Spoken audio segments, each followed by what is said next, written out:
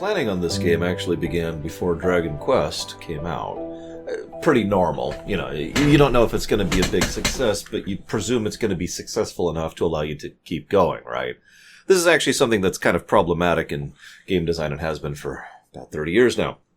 There's a term for it. I forget the exact spelling, but it's always grab for the next vine. You know, if at any point you're not grabbing for the next vine, aka constantly having another project ready to go, well, then you fall. And now, this was Koichi Sugiyama, of course, Yuji Horii, Akira Toriyama, all were on board for continuing. And I didn't mention him last time, but Koichi Nakamura, who gets a decent amount of praise, or I guess recognition this time around, for being the principal programmer for this one. Now, this game is larger in pretty much every way than the first game, and that was their overall approach. This was actually very common, especially back in the 80s, when it came to sequels. The sequel is the original, but bigger. Now, there's nothing wrong with that, to be clear, but this exact mentality is why Return of the Jedi is Star Wars 2, not Empire Strikes Back, to use a movie comparison. So, they wanted to go with that same kind of approach. Okay, bigger. So, they allowed you to have a party. They figured out the programming requirements to have that, so you would actually have a party, and they changed up who could do what, making this the only mainline Dragon Quest game where the main character isn't actually the melee who is good at tanking and good at healing and everything. In fact, the main character, the original character, is just a straight-up melee guy. Although he's pretty good at that, and he can equip all the gear, so that helps. Then we have the secondary dude, Mr. Cannock, who, the names, you can rename them. I named him Swerby. But, so I actually just about said Swerby right there, and people are going to be like, who the heck is Swerby? The Prince of Cannock, who is terrible. I'll talk about that in a second. And then we have the Princess, who is awesome. She is the mage. She has all of the mage spells you would expect the main character to have, plus a few extras, like she gets kaboom and stuff like that. And Hocus Pocus, which I didn't feel brave enough to try. The game starts out interestingly. Actually, before I cut into that, I mentioned that they wanted to go bigger. One of the reasons they wanted to go bigger is they found that the combat and general leveling was simply too simple back in Dragon Quest I. So they wanted to expand upon that, and so this was their solution. I know this is early 80s, but the idea of having a party as a way to make combat less simple is certainly an interesting approach. But it makes sense. I actually said as much myself during the Dragon Quest I Rumination, because I mentioned how... Sorry, my phone here. I mentioned how Final Fantasy was objectively more complex of a game. Not better or worse, but more complex than Dragon Quest I. And one of the reasons why was because you actually had a party to manage.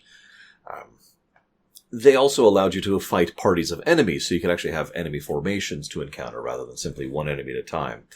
They also increased the number of bosses by one. There's one additional boss. Although, interestingly enough, unlike Dragon Quest I, where the bosses are all over the place and you have to get through them to get certain items, here, all of the bosses are back-to-back in the very end of the final dungeon. It is a straight-up boss rush, which is a weird way of doing it, but, you know, not going to complain. They also have substantially more dungeons in this one. There's towers you can go through, and those dungeons are larger.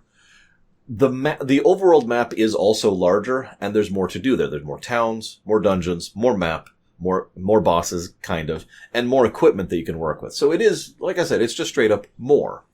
All of this makes perfect sense, but was a pain to balance. So what they did was they sat down and they said, I've got an idea. I'm going to bring in these students. Nakamura, he brought in some of his programming students. He says, all right, help me make this game. It'll be part of your thing. Okay, cool. But they didn't know what the hell they were doing because they were students.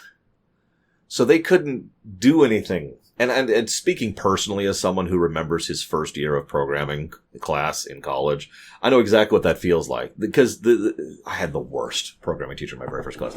Just showed up and says, all right, here's your assignment. Except he didn't say, here's your assignment. What he said was nothing. There was no teaching. There was just, all right, look to this page, and I need this program done by next thing. And I'm like, and I know nothing, of course, about the specific language I was working in, which is COBOL. So I'm like, ugh. You know, I ended up like going through the book and figuring out myself, and it was terrible. I was completely lost. So if you threw someone like me in that moment with no guidance or direction into programming a video game, yeah, I'd probably be pretty lost too. As a result, Nakamura couldn't rely on them because they couldn't really do anything, so he just kind of did everything himself, which not only caused problems, but also led to delays. This is funny, by the way. during the development of this game, one of them gave I couldn't narrow down who, gave an offhanded comment that said, oh yeah, we'll release the game at such and such, time X. The publishers and companies all were like, okay, so the game's releasing at this point in time, and they're like, wait, what? And so it became a deadline. Now this is funny because this game was in a rush development. They did rush to get this game out the door. But the other reason this is funny is because they missed that deadline. Because there were delays in the production of the game that I mentioned. And so they had to kind of cram the rest of the game in at the last minute. This is one of the factoids that most people are aware of when it comes to Dragon Quest II. Much of the final part of the game wasn't properly playtested or designed at all. It was very Mother 1/Earthbound 0, if you're familiar with that story. Someone made a comment just this last week. Remember when games were finished when they came out? No, I don't, because this problem goes back to the NES era. Either way, I wanted to mention one other thing about Nakamoto. He had a cool idea. One of the things I've talked about many times with regards to RPG design, most game design, but especially RPG design, is at any given point in time, you know where your player's at. You know what equipment they have access to, what people they have access to in terms of party members, what abilities, what scores, all that stuff. That's what you use to balance the game, right? I've talked about this recently even. So you always know where I talked about this during the Albion Rumination. You always know, as a developer, where the player is at. It helps if you track that stuff as you go. And so you can kind of keep track of like a running marker as you're designing different sections. Okay, this is where they should be. And it's easier to trace back and be like, hang on, should they be at this point here? Rather than trying to figure that out from scratch. Well, they didn't keep track as they went in Dragon Quest II. So they're like, okay, well, we need to do something to figure this out. So Nakamoto came up with a program which would simulate battles of enemies, and he could plug in levels of the players and plug in levels, plug in encounters of the enemies, and then run the simulation a few times and see what happens. Kind of brilliant in its own right, and a good solution to this sort of thing.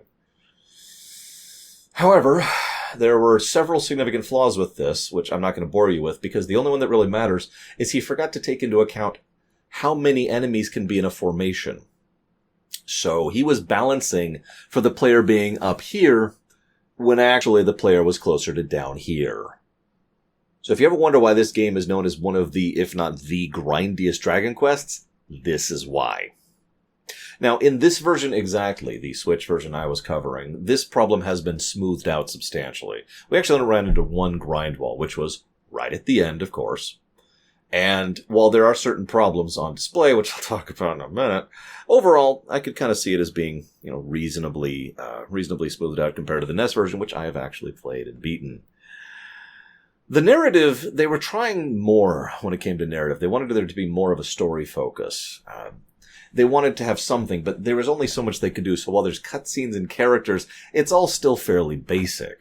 Something that I could compare to Final Fantasy II. Everyone talks about Final Fantasy II's story, but it's not that much. I mean, explain Furian's character to me in more than one sentence, for example. Same general problem. While, the Prince of Cannock is the bumbler and the Princess of Moonbrook is female, there's not as much substance there as you would think for the way they present it. I know, for the times. But I'm just trying to point out the fact that while there is more story focus, there is still not what I would consider a in-depth or complex story.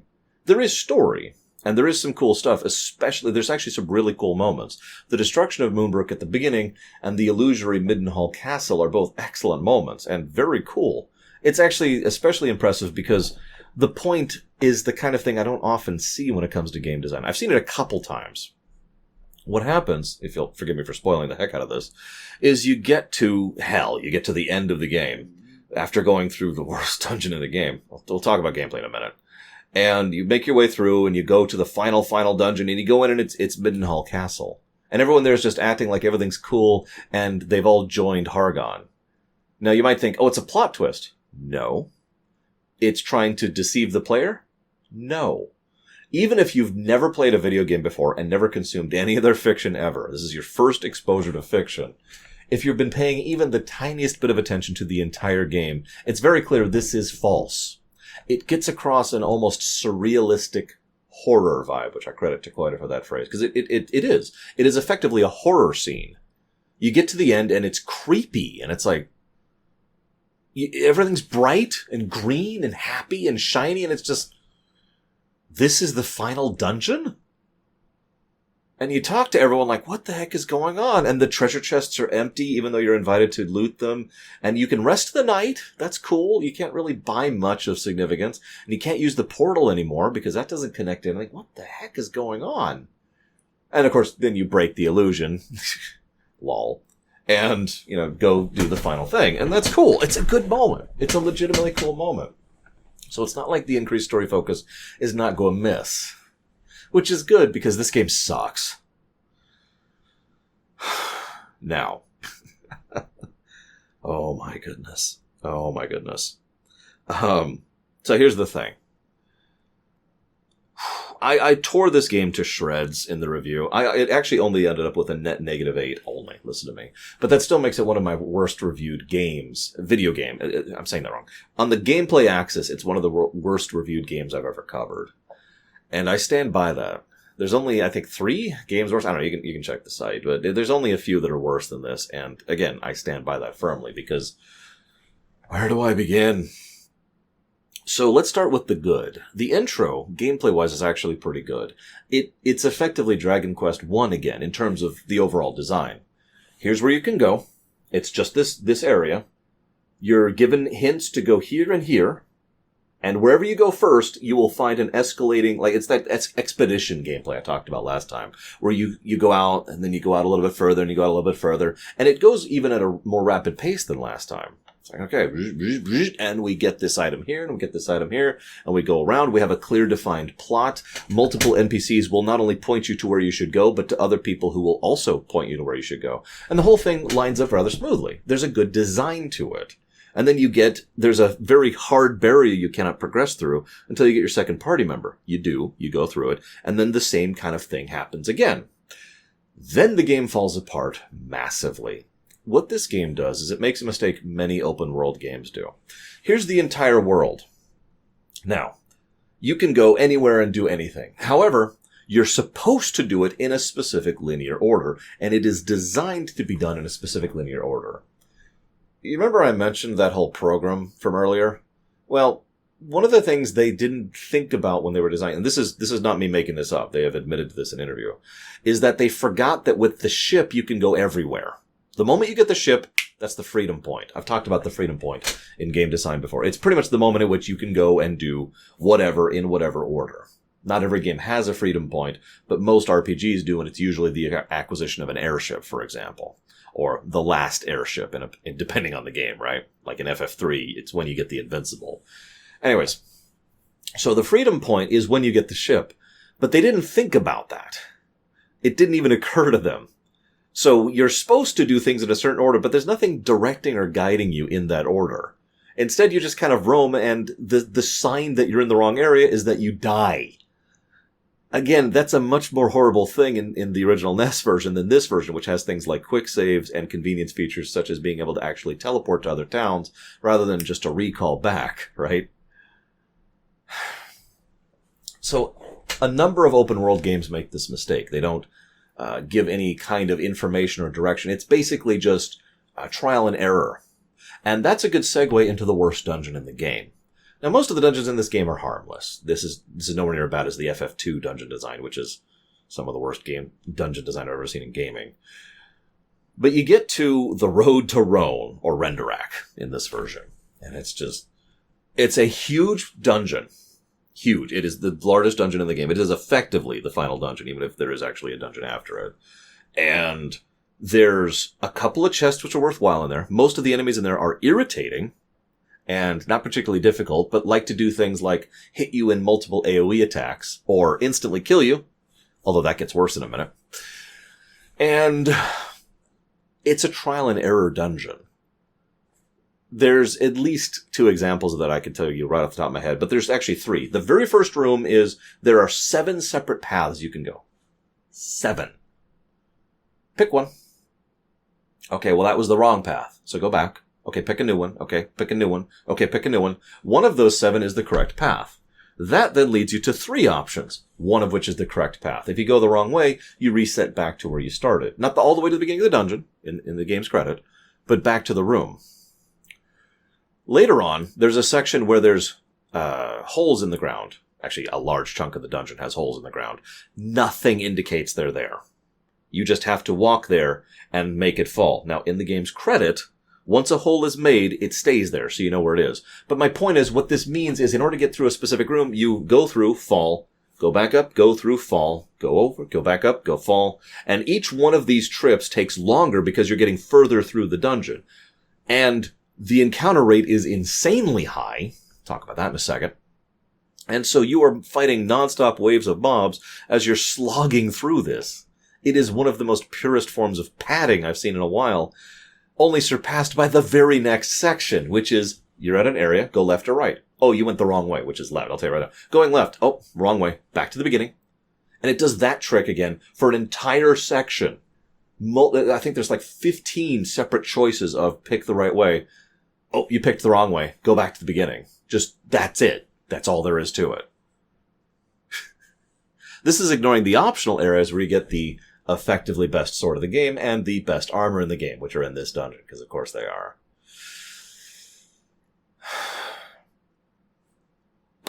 The final dungeon, the actual final dungeon, doesn't impress either, because that's just a bunch of damage tiles and a couple of rooms.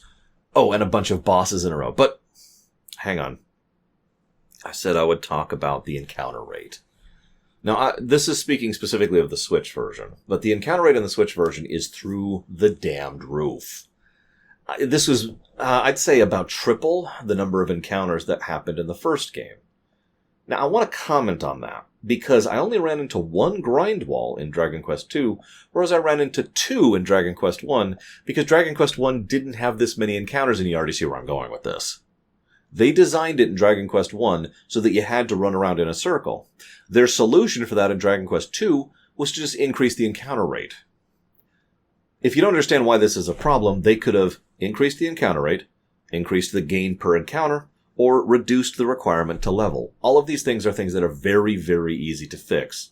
And any base level RPG designer could tell you about the tables that go along with these kind of figures. But instead they decided to just up the encounter rate, which increases the padding, which makes sense because this is one of the shortest Dragon Quest games. I'd say probably the second shortest overall. Because there's just not that much to do, really, relatively speaking. Oh, don't mistake me, there's some decent stuff here. But that encounter rate just makes the whole game turn into a blur after a certain point, because you will blaze through these fights. Oftentimes only taking a few seconds, and then just mulch, right? Until you get to the grind point, which I suppose I should talk about Hell, aka Renderak. Render, get it? You know, it's just destroying everything. Renderak is Hell.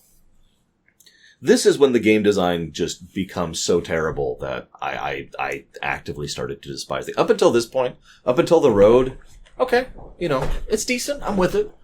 The moment I hit the road, the game just started punching me in the balls. And then once my balls were gone, it found a new pair and taped them to me so it could punch me again. That probably sounds like hyperbole, and that's because it is. But I want to just run you through a couple of things they do here. First of all of the enemies in there are monstrously difficult. There is actually a full heal res save point, which is in the middle of that zone. This is what we call a band-aid over a broken leg kind of a thing. Because while that makes it better, it doesn't make it good. What it does is gives you the ability to get there and then stay there, because that's the leveling spot. That's the best experience in the game. So you want to run around there, barely surviving most of the fights, riding the red line. I've talked about the different color lines before. Until you get down to the orange line, until it gets to the yellow line. And actually you want to keep going until it's the green line, because you want to be about 40-ish before you actually go to the last dungeon, because the final 5 bosses are all stat walls from hell. I'll get to that in a second. So that sucks. All of that sucks. Hang on, I got another one for you, though. This is a funny one, because there are 2 separate enemies there that have a spell, or an ability. It's actually a separate ability. I forget what it's called in this version, but it's Sacrifice and Thwack, I believe. Sacrifice just kills themselves to wipe out all non-boss encounters on the opposite side of the field. And wouldn't you know it, the 3 party members you're playing as are not bosses, so it just kills you. There's nothing you can do about it. The other spell, Thwack, is an AoE spell, hits all 3 of you, and it has a chance, each one, it's a different roll, to kill you. Nothing you can do about it.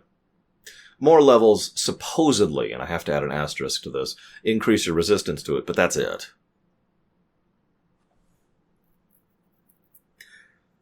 Anytime a game can just kill you straight up and there's nothing you can do about it, and the answer is just shrug, is not usually a good starting point for what is effectively the end zone of a game.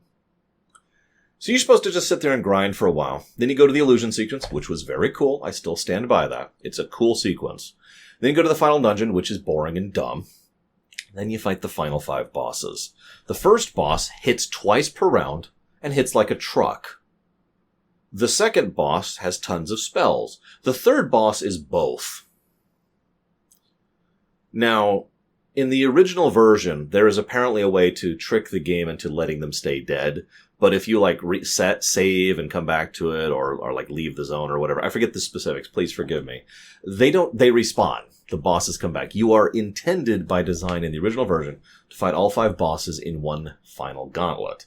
In this version, thankfully, that's not true. A boss stays dead once you kill it, which is good because I actually did have to go and recoup more than once during that final gauntlet. The 4th boss is just there to waste your time and resources. The 5th boss is bullcrap. The 5th boss, spoilers, is so let's talk narrative for a second. I used Return of the Jedi earlier, so let's use that again as an analogy. I want you to imagine that they get to the final throne room, and Luke is there, and he defeats Palpatine, and Palpatine's like, and he falls over dead. But then in the shadows, this other person you've never heard of or seen before just walks out, and his name's Darth Destructo. Whatever. And Darth Destructo walks out and is like, now I will defeat you. And then he's the actual final fight of Star Wars, the original trilogy. This is known in TV trope circles as the giant space flea from nowhere, and it's called that because that's basically what it is. Hey, I'm here! And it's aggravating. For the reasons I just elucidated upon. Just really, really picture Return of the Jedi if that actually happened. And that's why we get so upset about this kind of concept. It's just, hi! Now, what's funny is in the original NES version, there was exactly one hint that Malroth existed. There was an item, which is required to beat the game, called the Eye of Malroth. That's it. In this version, there are several more hints. It's like 5 or 6 hints that give the idea that there is this greater entity that he's worshipping and working for and blah, blah, blah.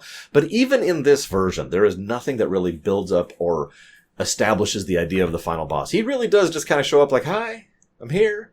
And I'm bullcrap because he is RNG. Just RNG. There's just RNG. He can reduce all your defense. That's a good thing for him to do. Increase his defense. Hit your entire party for about 100. Yes, really. Unless you have certain equipment which can help mitigate that down to a mere 50. By the way, for perspective, my main character, the main melee guy, which is the big beefy guy, had about 170 HP at this point. And that's in the 40s. He can hit you twice, which will pretty much kill anyone but the big beefy dude.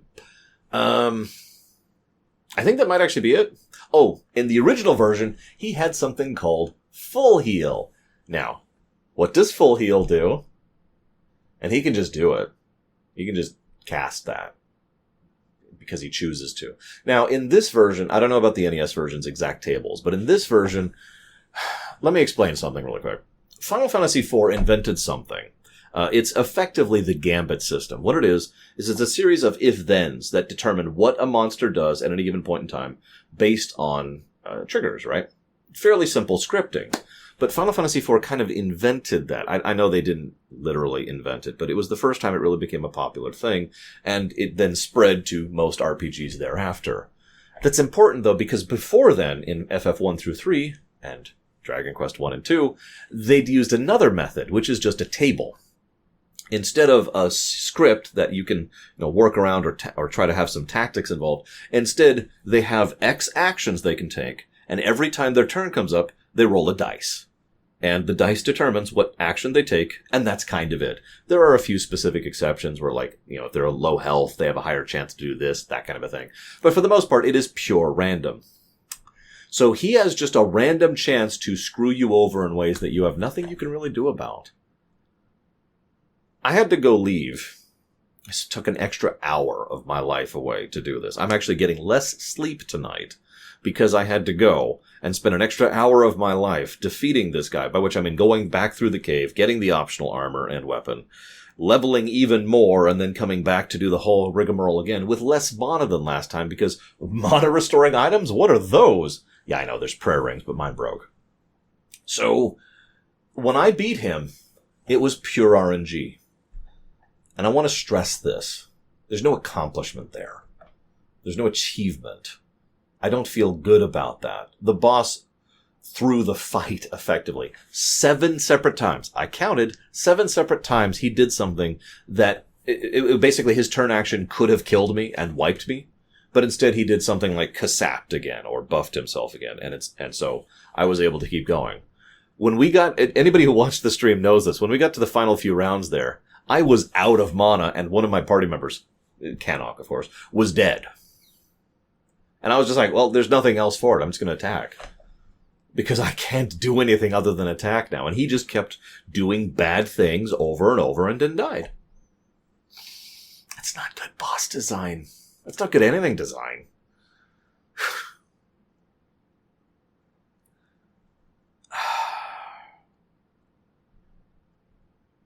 This is why I say this is not a good game. Because it's actually a good game, then it becomes kind of a boring game, and then it becomes a terrible game. Which is a path many RPGs follow. Most RPGs have better intros than outros, and this RPG has a terrible outro. But I do want to comment on one last thing. So, I'm going to go ahead and throw up a spoiler warning here. And not for this game, for Dragon Quest Builders 2. If you have not played Dragon Quest Builders 2, if you are interested in remaining spoiler-free from that game, this is your moment to turn off. I have nothing else to say about Dragon Quest 2, okay? So you can chop it off, you're done, you're good, have a good day, everything's cool, cool. But I'm going to spoil the hell out of Dragon Quest Builders 2, so if you do not wish those spoilers, this is me being nice and calm and giving you tons of time to lunge for the laptop, or hit the play button on your headphones or whatever to pause me. Okay, I think that's plenty of warning. Dragon Quest Builders 2 is a direct sequel to Dragon Quest 2. This is important because Dragon Quest Builders 1 was an Elseworlds. It was a what-if story based on Dragon Quest 1. But Dragon Quest Builders 2 is directly following the events of Dragon Quest 2. You know, the very, very, very few monsters that remain that are loyal to to Hargon, of which there's like 8. It's the ones on the boat. That's it. And then they go off, and then they enter this, well, spoilers, 3, 2, 1, last chance. They enter the illusionary world. The reason I find this whole thing fascinating is not only does this really flesh out Hargon and the characters in the world, and we find little tidbits about how Moonbrook is doing okay, you know, they're starting to restore and all that fun stuff, but what I find most fascinating about this is an excellent creative challenge from both a gameplay and a story perspective. I've talked before about the idea that little things get built up and used as ground launching points for story ideas in the future. Star Wars is a great example of that. Star Trek is a great example of that. Dragon Quest, Final Fantasy. Any long-standing series, you'll see that. And I've talked about that many times. As my TOS and Enterprise Rumination start going live over the next 2 years, you'll see a lot of that as well. Here, what we see, though, is kind of the inverse of that, because what we have here is a specific creative challenge. Look at this old character from this old game. Now, they had no characterization. Their characterization was, they're evil. Make something of that. Flesh that out into something more fully developed. And that's what they did in Dragon Quest Builders 2. They looked at Hargon and they're like, okay, well, he's got the Fourth Kingdom headcanon confirmed. And he's got this whole idea of this illusion that he puts up so that they can be caught in the final dungeon. What if his whole shtick is illusions? And so they flesh that out to the point where Hargon is actually a massive, powerful illusionist who builds this whole illusionary world to try and use it as a way to resurrect not only himself, but Malroth, and accomplish his goal of destroying. This also beautifully ties in with the concept of Dragon Quest Builders, too, because building is then seen as a false dichotomy opposite to creating, or, opposite to destroying.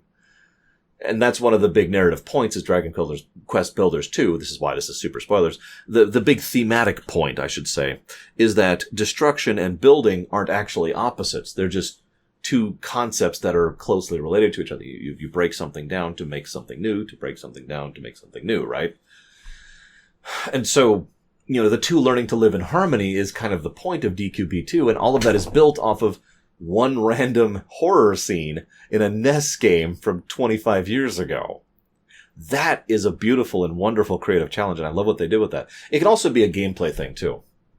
Take a basic character and turn them into an interesting boss fight, which they also did in this case. Malroth, in this case. How do you make Malroth an interesting boss fight? Which they did. Credit to them. And it's the same idea, because you have nothing to build off of other than the most bare bones of ideas. And you just find yourself thinking, okay, well, they have red eyes. Okay, so I'll do it right now. I'm looking at the cover of Dragon Warrior 1, right? So, okay. There's a dragon. Its wings look like they're actually made of fire. So why don't we make it so that this dragon is partially elemental and thus leaves flame trails on the ground as it goes, which kind of serves as an area denial mechanic.